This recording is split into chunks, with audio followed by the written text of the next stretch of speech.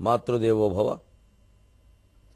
ఈ పచ్చళ్ళు తయారు చేయుటకు ముందు ఏ గ్రంథముల్ జోచితో.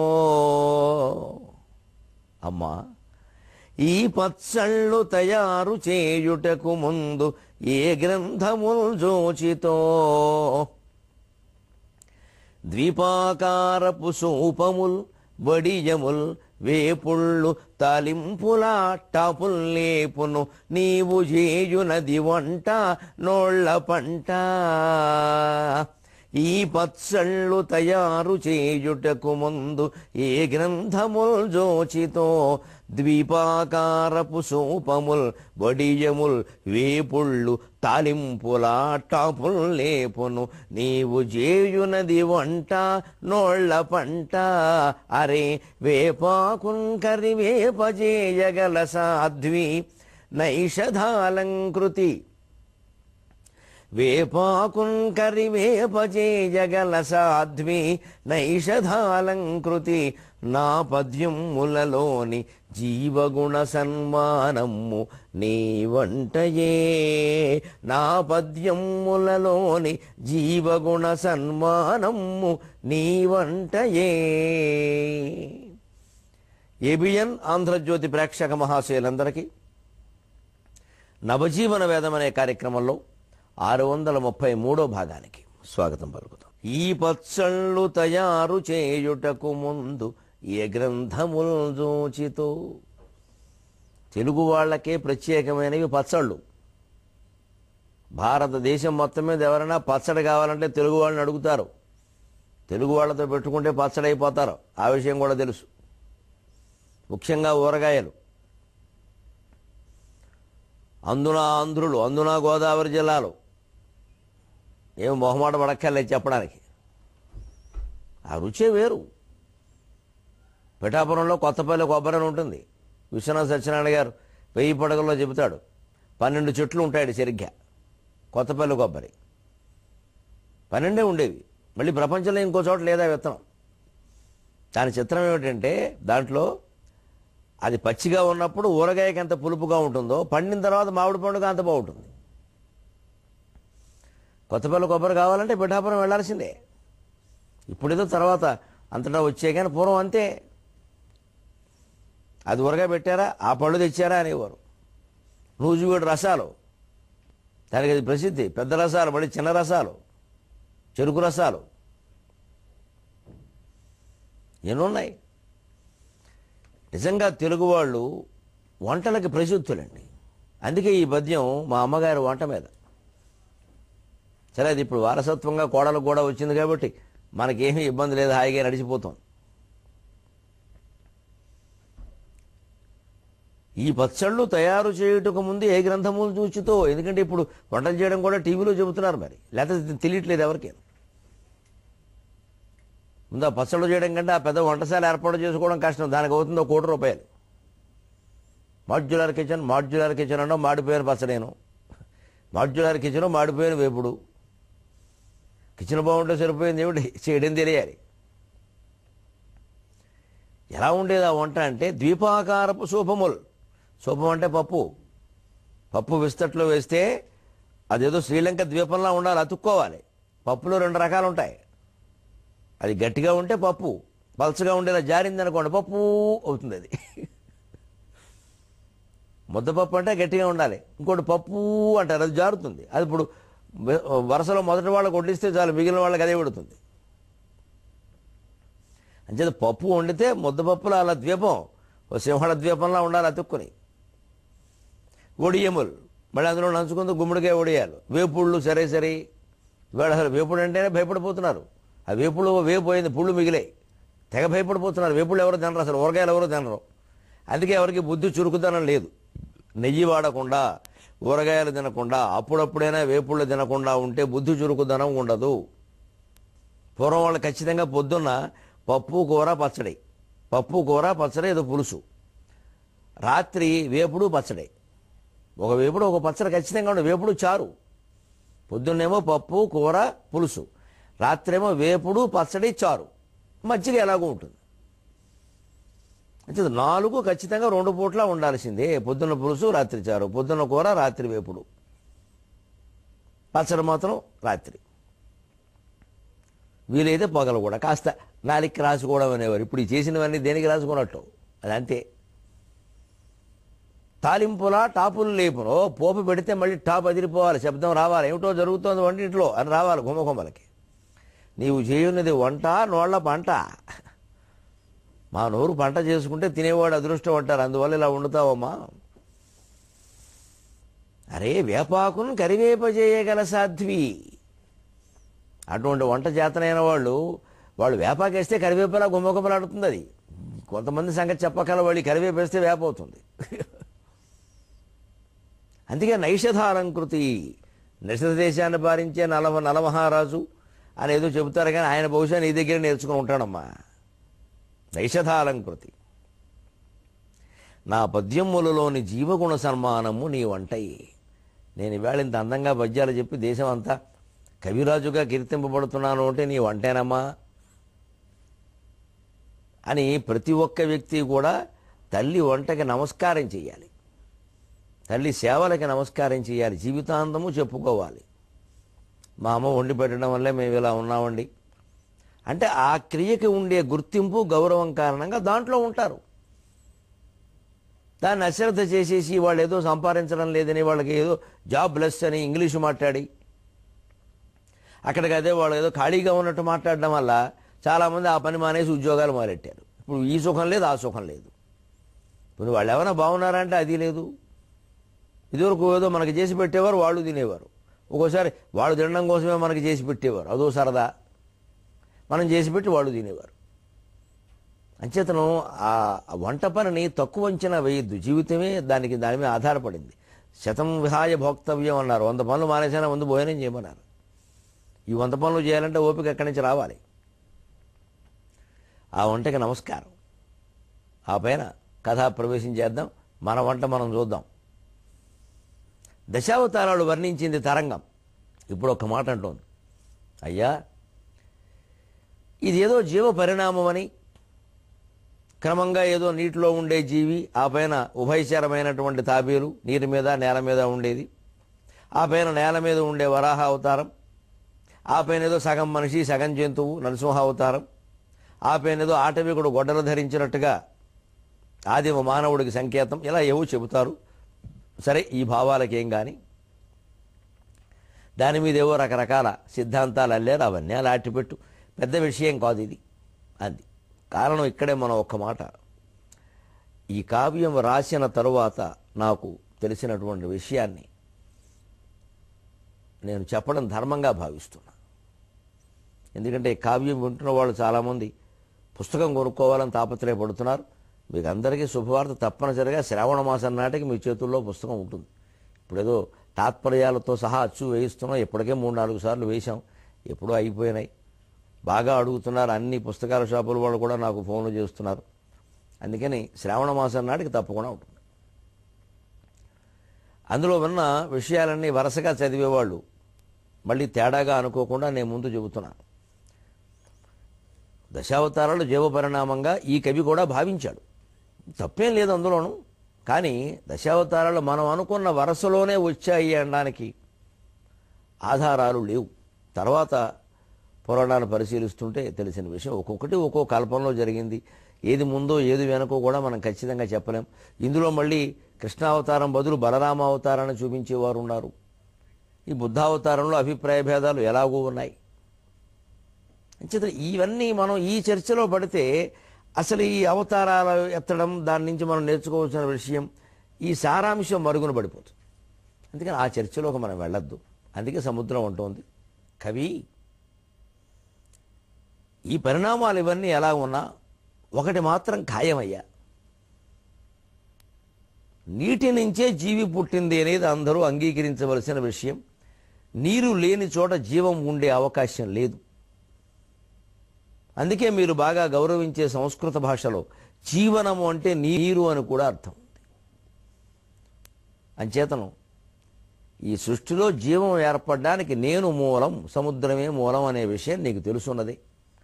నా గర్భంబున పుట్టి ఏకకణమై నానాకణోద్భాసియై నా గర్భంబున బుట్టి ఏకకణమై నానాకణోద్భాసియై సాగన్ సాగి విభిన్న రూప గుణ సంచార ప్రచారమునై సాగన్ సాగి విభిన్న రూప గుణ సంచార ప్రచారమునై భూగంధమున వృద్ధి చెందెడు స్వయంభూరూపమౌ జీవికిన్ భూగంధమున వృద్ధి చెందెడు స్వయంభూరూపమౌ జీవికిన్ ధీగంభీరుడు మానవుండు కడునుత్కృష్ట స్వభావుండగున్ ధీగంభీరుడు మానవుండు కడునుత్కృష్ట స్వభావుండగున్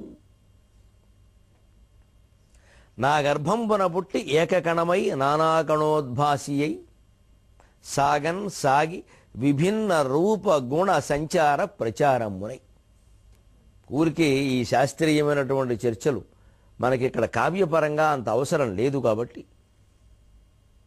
తరంగం ఏం చెబుతుంది అంటే సముద్రంలో పుట్టిందయ్యా జీవి, నీటిలో పుట్టింది, అది ఏకకణమైంది, ఆ తర్వాత అనేక కణాలుగా భాసిల్లింది, అలా అలా వృద్ధి చెందింది. అదే ఏదో జీవ పరిణామం అనుకో, నష్టమేం లేదు అందులోను. ఇక అక్కడి నుంచి మా సిద్ధాంతం సరైందా, మా సిద్ధాంతం సరైందా, మేము ముందా అని దెబ్బలాడుకుంటే అసలు విషయం తెలియదయ్యా. సాగన్ సాగి విభిన్న రూప గుణ సంచార ప్రచారం అని విభిన్నమైన రూపాలు, విభిన్నమైన గుణాలు, ఒక్కొక్క జీవికి ఒక్కొక్క రకమైన సంచారం. ఇలా ఇది వృద్ధి చెందింది, భూగంధంబున వృద్ధి చెందింది. భూమితో కలవడం వల్ల ఈ జీవ పరిణామం జరిగిందయ్యా. జీవి పుట్టుక, పరిణామం, వికాసం కూడా పంచభూతాలే జీవి పుట్టుకకి ప్రధాన కారణం.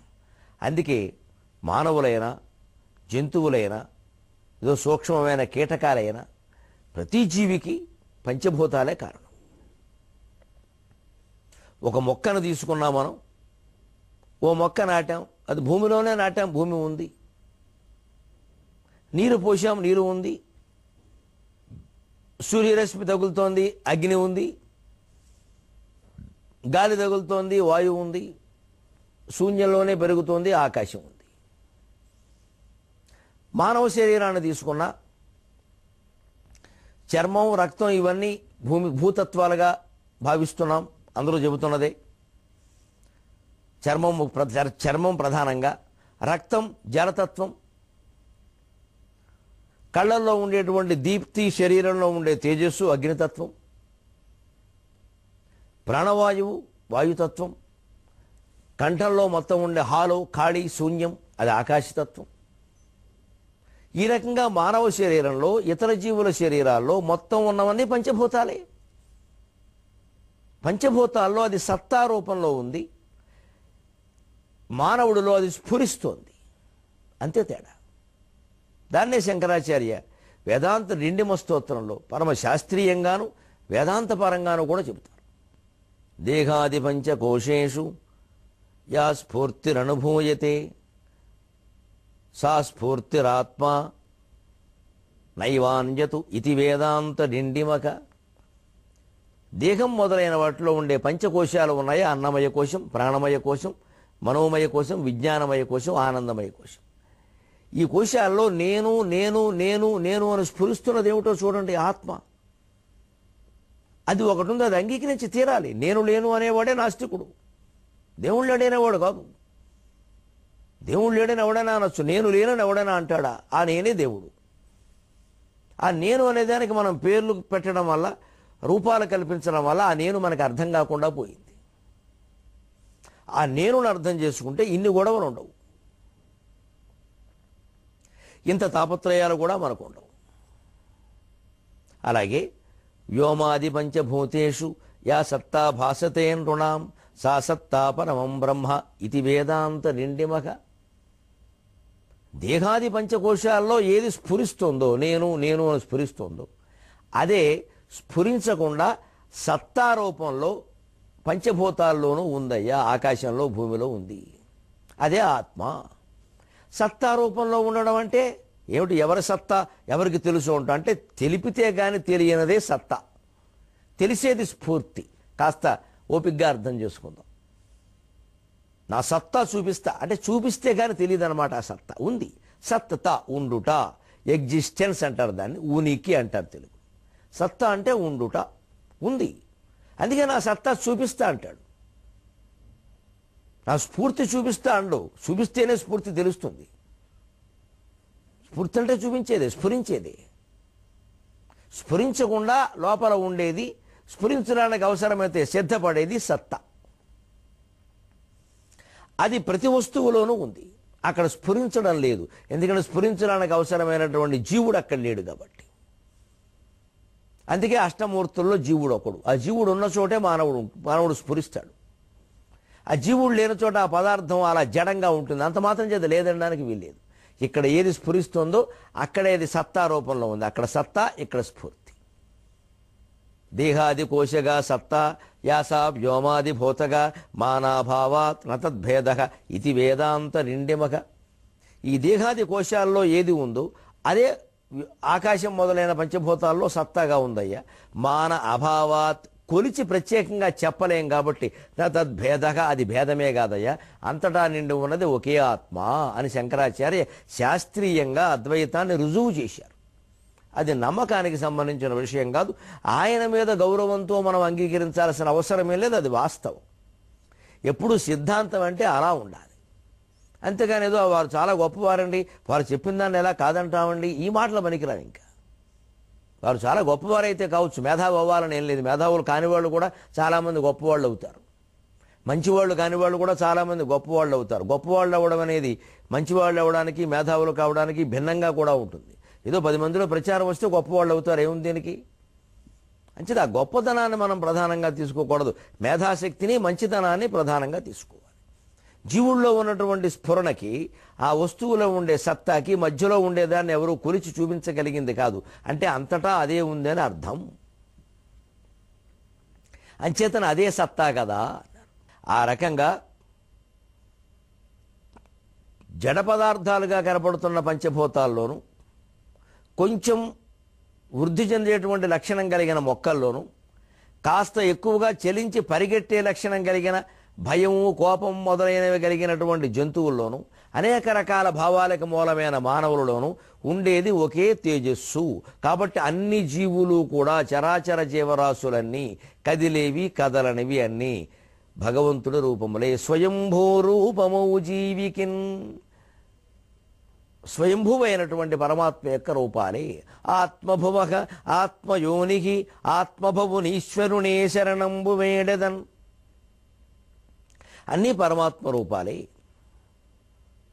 ఒక దాంట్లో ఆ తేజస్సు ఒకలా వ్యక్తం కావచ్చు, ఇంకో దాంట్లో తక్కువ వ్యక్తం కావచ్చు, ఇంకో దాంట్లో అసలు మనకి తెలిసేలా వ్యక్తం కాకపోవచ్చు. అయినా ఉంటుంది అది. దాన్నే సత్తా అంటారు.